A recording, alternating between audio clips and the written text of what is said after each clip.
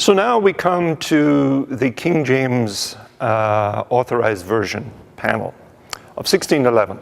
The background to this is that by the early 17th century, the situation in England had changed from one where the people had no Bible in English to one where they could choose among a number of different translations. Some favored one, others another. When King James succeeded Elizabeth in 1603, he called a gathering of bishops and Puritan clergy to settle their differences. The suggestion was made that a new translation be made from Greek and Hebrew texts, and this idea appealed to the king. He appointed 54 of the best scholars to undertake the work, though only 47 ended up participating. They were drawn from Oxford, Cambridge, as well as Westminster scholars. They were divided into 6 groups whose work was forwarded to a committee of 12, 2 from each group. Final differences over translation were settled by a general meeting of each group. The work of a committee had the potential to be difficult, deficient, and cumbersome. But the availability of the work of Wycliffe, Coverdale, and Tyndale was so considerable that no committee could undo it. And in fact, this helped the completion of the work.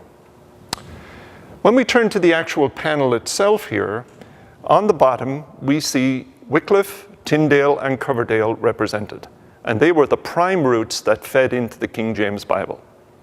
And this is simply a witness to the fact that what we have here in the King James Version is a new translation that makes use of earlier translations.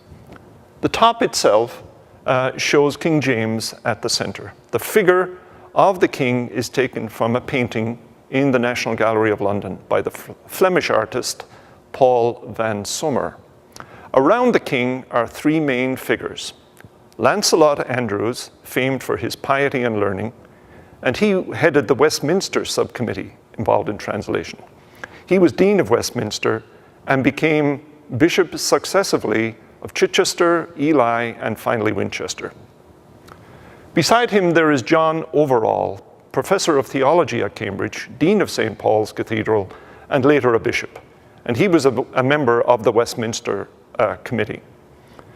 Also depicted here, the third figure is John Reynolds, who was president of Corpus Christi College, Oxford, and a Puritan leader. He is the one who is likely to have prompted the king as to the need for a new translation, as he had identified various errors in existing translations. A former professor of New Testament at Wycliffe College, Donald Coggan, who was an Archbishop of Canterbury after he left here, referred to the magnificent simplicity of the King James Version. It is the greatness of simplicity that characterizes the Authorized Version, he said. Illustrative of these elements, here are some notable phrases that we have from the King James. Thus will I bless thee while I live. I will lift up my hands in thy name. The Son of Man is come to seek and to save that which was lost. Behold, what manner of love the Father hath bestowed upon us, that we should be called sons of God. So the beauty of its language derives from the time of Shakespeare with its majestic expression and cadence.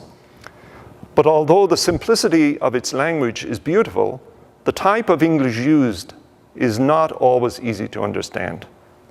Clarity is often absent, with many words now obsolete or different in meaning. An example of obsolete words would be the word script in Mark 6:8, which means wallet or bag. The bottom part here shows the dedication of the stained glass in honor of Frederick Clarence Jarvis, who was honorary treasurer of this college from 1908 to 1926. It took 50 years for the King James Version to gain a higher place than the more popular Geneva Bible. Despite the literary qualities of the Authorized Version, many changes occurred in the English language over the course of 300 years. There were advances in exegetical and philological work since the 17th century. By the 19th century, the time was ripe for a revision of the Bible and a desire to put the New Testament into an English form that gave expression in a single, straightforward way. The text needed to be updated and a more accurate and consistent version produced.